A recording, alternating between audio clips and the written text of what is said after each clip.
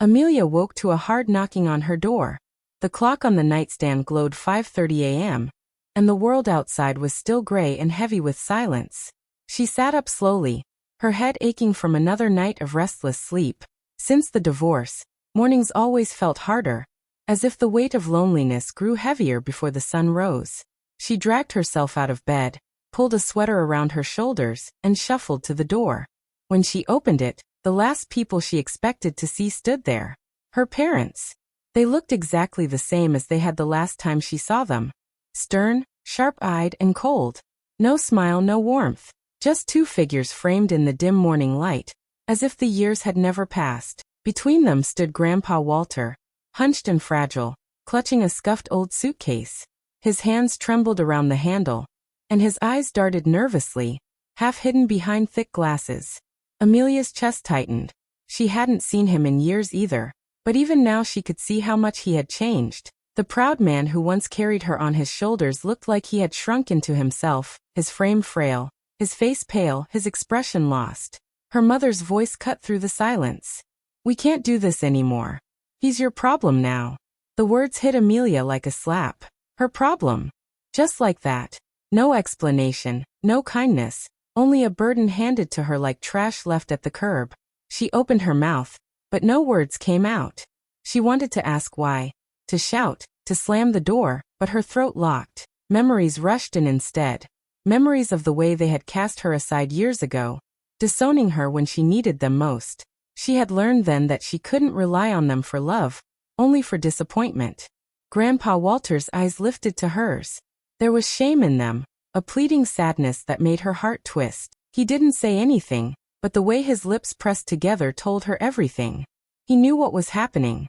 He was being left behind, discarded by his own children. Amelia's parents didn't linger.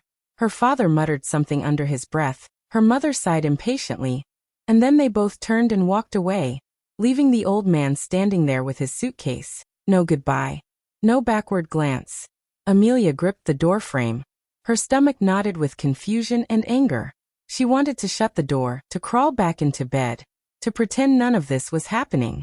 She had barely been holding her life together, working long hours, counting every dollar for rent, trying not to drown in the emptiness her divorce left behind. She didn't have space for anyone else's pain. Not now. But Walter was still standing there, trembling, his suitcase leaning against his leg like it was too heavy for him. His lips quivered as if he wanted to speak, but only a faint whisper escaped. Amelia. Just her name. Nothing more. She looked into his tired eyes and saw not just desperation, but something else. Hope. Hope that maybe she would not turn him away the way everyone else had. The seconds stretched.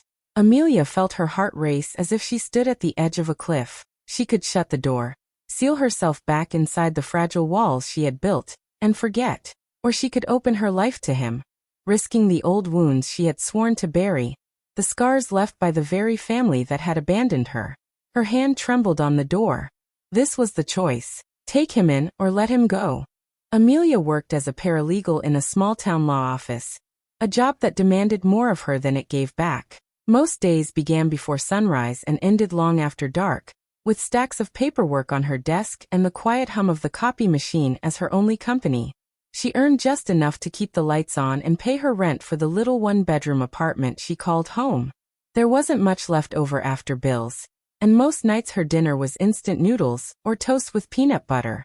She told herself it was only temporary, but the weight of each passing year made that harder to believe. Her coworkers barely noticed her. She was the one who stayed late to clean up mistakes, who quietly fixed what others overlooked. Clients never learned her name. Lawyers took credit for her research and arguments, but Amelia stayed in the background. She didn't complain, but inside she felt worn thin, as if life kept pulling from her without giving anything back. Her loneliness wasn't just about work or money. It stretched back years, deep into her childhood. Amelia had grown up as the outsider in her own home. Her parents never hid the fact that they favored her brother, Mark. Where he could do no wrong, Amelia could never do right. If she got good grades, it was not good enough. If she made a mistake, it was a disaster. The more they praised Mark, the more they criticized her, until she felt like she existed only as the family scapegoat. She still remembered the day they cut her off completely. She was 16, trembling in the kitchen after yet another fight, when her mother's words hit like a blade. "You'll never be strong enough to survive this world." From that moment, Amelia knew she was on her own. By the time she finished school, her parents had washed their hands of her. Only one person in her family ever stood up for her, her grandfather, Walter. He wasn't perfect, but he had been kind. He was the one who slipped her money for books when her parents refused, the one who clapped proudly at her high school graduation, the one who told her she was worth something when no one else would. That loyalty had caused years of arguments between Walter and her parents. They hated how he sided with Amelia, and it deepened the cracks in their already cold relationship. But now Walter was a shadow of the man she remembered. Age had stolen his strength, and dementia had begun to blur his sharp mind. Some days he could carry a conversation, telling stories about his youth, but other days he got lost, confused, forgetting where he was or who he was talking to. Amelia saw it in his eyes, the fear of slipping further away, the shame of needing help when he had once been so proud. Her parents, always pragmatic and self-serving, decided they were done with him. They called it not being able to handle the responsibility, but Amelia knew better. To them, Walter was no longer useful. He was just another problem to hand off. They had already disowned her once, so leaving Walter at her doorstep was no surprise. In their minds, he belonged with the one person soft enough, foolish enough, to take him in. Mark, now successful and living far from the small town, didn't bother to intervene. He called on holidays, if at all, and his conversations were short, filled with stories of his promotions, his trips, his perfect life. He never asked about Amelia, never asked about Walter. For him, family ties were something to mention at dinner parties, not something to live by.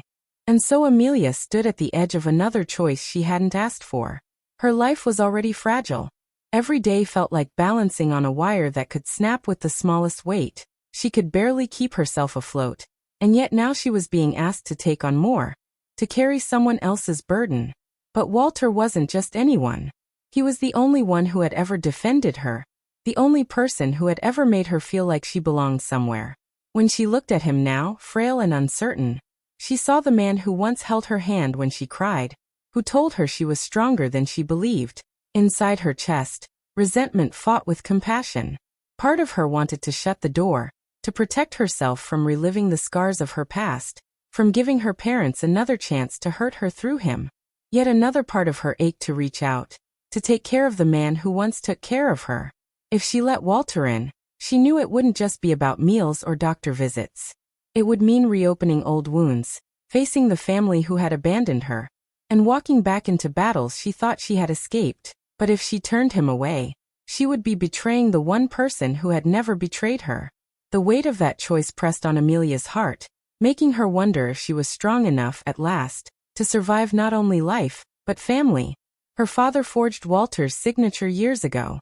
Amelia didn't find out until much later, when she was sorting through some old documents Walter had tucked inside his worn suitcase. At first, she thought they were just scraps of paper he had carried with him out of habit.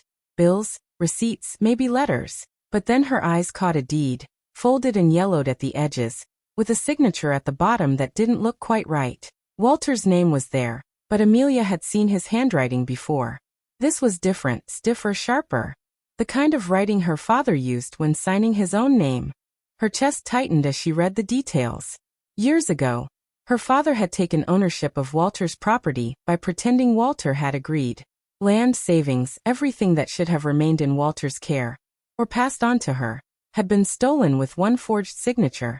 Suddenly, the pieces fell into place. Her parents hadn't just grown tired of caring for Walter. They had already taken what they wanted from him.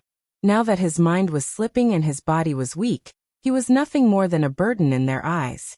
They had wrung him dry, and then they dropped him off at her door like unwanted furniture. The anger inside Amelia burned hot. She couldn't hold it in. That evening, she called her parents and demanded an explanation. Her father's voice was calm, almost mocking. "You don't understand how hard it was, Amelia. We did what we had to do. Walter didn't need the property, he was old and it was just sitting there. I put it to better use." Her stomach churned. Better use? You stole from him. You stole from your own father. Her mother's voice cut in, sharp as a knife. Don't be so dramatic. You wouldn't understand. You've always been too weak to survive in this world. We did what was necessary for the family." Those words, "too weak to survive," stabbed Amelia in the chest. She had heard them before over and over, growing up. Each time they carved another scar.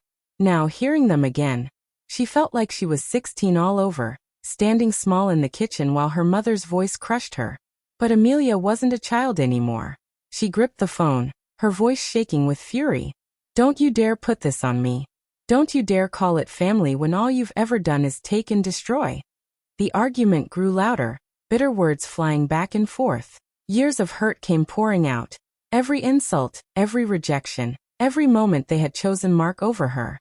Amelia's voice cracked as she demanded to know how they could throw Walter away after stealing from him. Her father said nothing, but her mother only sighed. "You're too soft, Amelia. You always have been. That's why you'll never get ahead in life." What Amelia didn't realize was that Walter had been standing just outside her bedroom door listening. He had shuffled toward her voice, confused at first, then still as the truth sank in. When Amelia ended the call, she turned and saw him there. His face was pale, his eyes wide with shock. His shoulders slumped as if the weight of betrayal had finally broken him. They took everything. His voice was a whisper, cracked and trembling. Amelia's throat tightened. She wanted to protect him from the truth, but she couldn't lie. She nodded slowly. Walter's lips quivered and tears filled his eyes. "My own son. I trusted him." He lowered himself onto the couch, covering his face with shaking hands. "All those years and he betrayed me." Amelia knelt beside him, her own eyes stinging. "I'm so sorry, Grandpa." He reached for her hand, gripping it weakly. "Promise me something," he said, his voice hoarse. "Don't send me to one of those places. A nursing home, I mean. I can't. I don't want to die there, forgotten. Please, Amelia. Don't leave me the way they did." Her heart twisted. She could hear the desperation in his plea, the fear of being left to fade away among strangers. She thought about her parents' cold voices, about how easily they had abandoned him. She thought about the scars they left on her life, scars that never healed. Now the choice stood before her. Shut herself off and send Walter away, or take him in and reopen every wound her parents had carved into her. Amelia looked at Walter, frail, broken, but still holding on to her hand like she was the last bit of family he had left. Her chest rose and fell in uneven breaths. She didn't have the money. She didn't have the time. She didn't have the strength. But she had one thing her parents never had: compassion. And maybe, just maybe, that would be enough. Amelia and Walter grew closer with each passing day. Mornings were spent sharing simple breakfasts, toast, coffee, sometimes eggs if she had a little extra money. Walter liked to tell stories while he ate, stories that wandered between the past and the present, sometimes repeating the same memory 3 or 4 times. Amelia would listen patiently, asking the same questions with gentle smiles, even when she had heard the stories before. Some days, Walter was tender and full of warmth, thanking her for everything she did, praising her cooking, or reminiscing about her childhood. He would reach for her hand and smile, and Amelia felt the bond between them growing stronger than she had ever expected. But dementia was unpredictable. On other days, Walter would snap at her over small things. An extra plate left in the sink, a shirt folded wrong, or even just the way she moved too quickly across the room. He would scowl and mutter, sometimes accusing her of hiding things from him, or trying to trick him. Amelia learned to stay calm, to breathe through the frustration, and to remember that his anger was never truly directed at her. At work, the strain began to show. Amelia arrived late one morning because Walter had woken confused and scared. Another day, she left in the middle of a meeting to help him find a lost wallet. The hours were long, and she barely slept at night, worrying about him or helping him remember small tasks. Her colleagues noticed. They whispered that she seemed distracted, that she was burning out, and a few questioned whether she could handle her workload. Amelia smiled and nodded, but inside, she felt like she was walking a tightrope that could break at any moment. Her parents and Mark were constant voices in her head, and sometimes on the phone. They pressured her relentlessly. "Put him in a facility," her mother said coldly. "You're making yourself a martyr, Amelia. You can't do this alone." Mark's voice was more subtle but just as cutting. "He's old. He needs proper care. You can't manage him and your life at the same time. Think about yourself for once. Each call made her stomach churn, reminding her of all the times her family had abandoned her. And now, they were trying to guilt her into giving up the one person who needed her most. The real shock came one rainy afternoon when Amelia was going through Walter's papers again. She found bank statements, legal documents, and a series of letters that painted a clear picture. Her father and Mark had been siphoning money from Walter's accounts for years. They had made it look like Amelia was financially irresponsible, incapable of managing even her own life, to justify cutting her out of the family entirely. Her hands shook as she held the papers, the betrayal sinking in. Her own father had not only abandoned her but also her grandfather, and her brother had done nothing to stop it. Walter had been left with barely enough to live on, while the rest was funneled into accounts she couldn't touch. It was more than theft, it was deliberate, calculated, and cruel. Despite everything, Walter had moments of clarity that cut through the chaos. He would sit in his chair, looking at Amelia with sharp eyes, and say things that pierced her heart. "You've always been the only one who loved me honestly," he said one evening, his voice soft but certain. "No one else cared, Amelia. No one. I wish I had protected you better when you were a child. I should have fought for you more." Tears sprang to Amelia's eyes. "Grandpa, you've done more for me than anyone ever has," she whispered. He squeezed her hand gently. "You've given me hope again. Don't ever let them make you doubt yourself." Then came the day that shook her to her core. Walter had been unusually quiet all morning, staring at a photo of his younger self, mumbling names Amelia didn't recognize. She helped him up to move to the living room, and suddenly he collapsed, hitting the floor hard. Panic surged through her as she knelt beside him, calling his name and feeling the rapid beat of his weak pulse. When the paramedics arrived, Walter's eyes fluttered open for a moment, confused and scared. Amelia held his hand tightly, feeling the weight of everything. His fragility, her exhaustion, the pressure from her family, and the betrayal she had uncovered.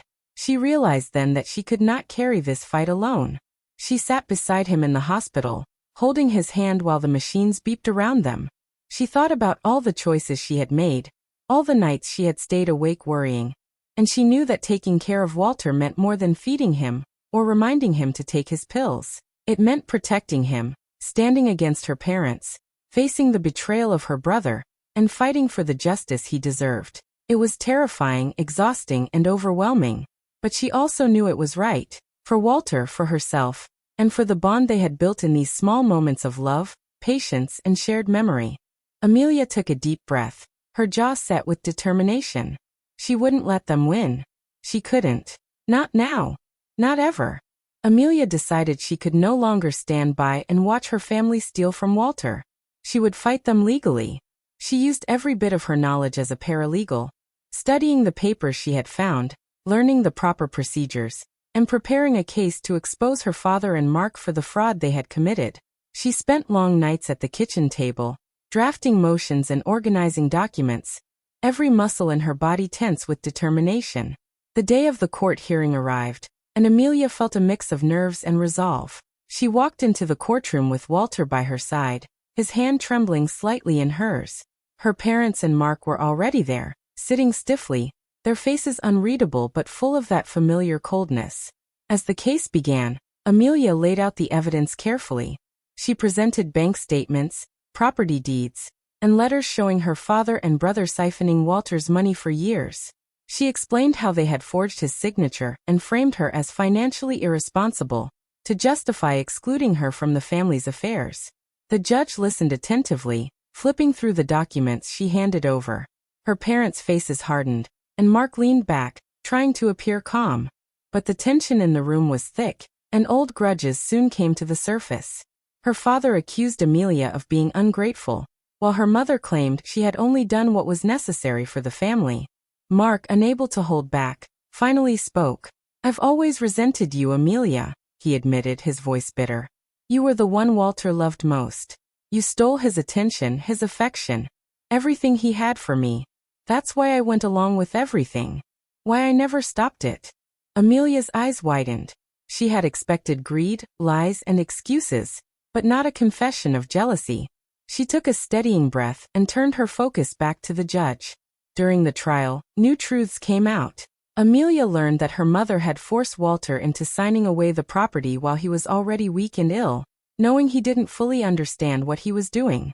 Every detail of the family's betrayal unfolded in court, exposing decades of manipulation, selfishness, and cruelty. Walter, despite his fragile health, stood to testify. His hands shook as he held the microphone, but when he spoke, his voice was clear and steady. "Amelia has always been the only one who stood by me," he said. "She has cared for me when no one else would. She is the only person I can trust. Everything she has done for me comes from love, not obligation."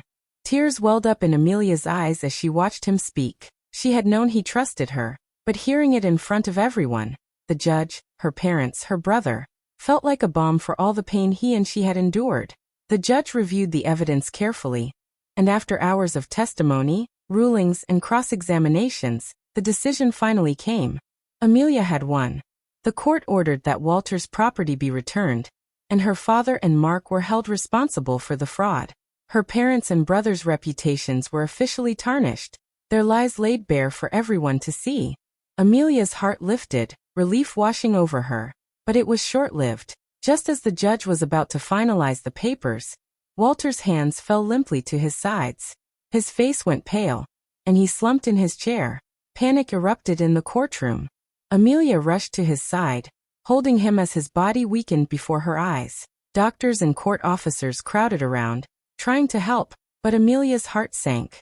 After everything, the fight, the evidence, the victory, Walter, the man who had trusted her and depended on her, was collapsing completely. In that moment, Amelia realized that winning the case didn't mean she had won everything.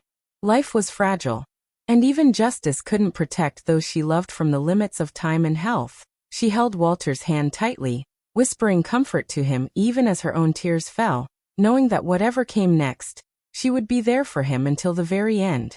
Walter passed away peacefully in Amelia's home. He had slept quietly through the night, and when Amelia checked on him in the morning, his breathing was still and calm. He looked almost like he was resting, a faint smile on his lips, as if he had found the peace he had waited for all these years. Next to his bed, she found a folded piece of paper in his hand, a letter he had written before he died. Trembling, Amelia unfolded it and read the words. "You were my redemption, the proof I didn't fail as a father. Don't let their cruelty harden you."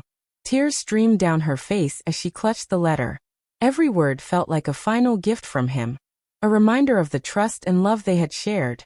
For the first time in years, she felt a weight lift off her shoulders. Walter's faith in her had never wavered, and now, even in his absence, it guided her.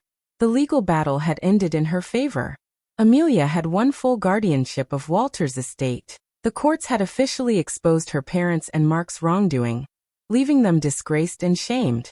Their attempts to control and belittle her had failed, and the truth of their betrayal was now public record. With the inheritance, Amelia didn't seek revenge. She didn't buy luxuries or flaunt what was rightfully hers. Instead, she invested in herself, renting a small house that finally felt like home, paying off debts, and building a safe, stable life. She bought furniture, planted flowers outside the windows, and filled the rooms with warmth and sunlight. For the first time, she felt like she belonged somewhere, and that it was truly hers. Amelia also took time to honor Walter's memory. She kept his favorite chair by the window, his worn suitcase packed with memories carefully preserved, and she often found herself talking to him aloud as if he were still there. Those moments brought her comfort and a sense of closeness that could never be broken. Most importantly, Amelia no longer defined herself by her family's cruelty or rejection. She had been abandoned, betrayed, and underestimated her whole life, but she had also chosen love, compassion, and courage. By standing by Walter, she had discovered her own strength and resilience. Her reflection in the mirror no longer held the wary, cautious eyes of a woman trying to survive her past. Instead, she saw someone who had fought, protected, and nurtured, not just another burdened adult, but a woman who had shaped her own life and found peace on her own terms.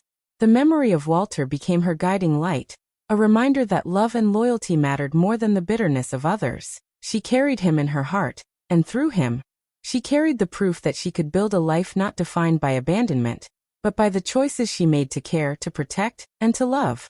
Amelia finally allowed herself to breathe, to smile, and to plan a future filled with stability, hope, and the quiet confidence of someone who had survived the worst and turned it into something beautiful. Amelia visits Walter's grave on a quiet morning.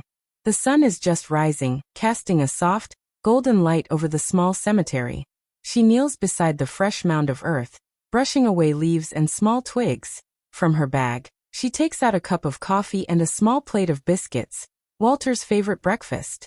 She sets them gently on the grave, a quiet offering to the man who had trusted and loved her unconditionally. She sits down on the edge of the grass, taking a deep breath. "They left you at my door like you were nothing," she whispers, her voice soft but steady. "But you became everything." A single tear slips down her cheek, but it is not sorrow. It is a tear of peace, of gratitude for the time they had shared, for the love he had given her, and for the lessons he had taught her about loyalty, courage, and compassion. Amelia rests her hand on the cool earth, closing her eyes for a moment. She can feel Walter's presence in her heart, the way he had smiled at her stories, the way he had held her hand when she was afraid, the way he had always believed in her when no one else did. She stands slowly, brushing off her knees, and looks one last time at the grave. The coffee and biscuits remain, small symbols of their bond. She smiles a quiet, confident smile. Walter's memory is no longer a burden or a weight on her shoulders. It is a blessing, a source of strength that will guide her through whatever comes next. Turning away, Amelia walks down the path, her steps steady and sure. The morning feels brighter, lighter, and full of possibility. She carries Walter's love and faith in her heart, knowing she has the courage to face life on her own terms, stronger than ever before. Hey friends, thanks for sticking around till the end. Don't forget to like, comment, and subscribe for more. See you next time.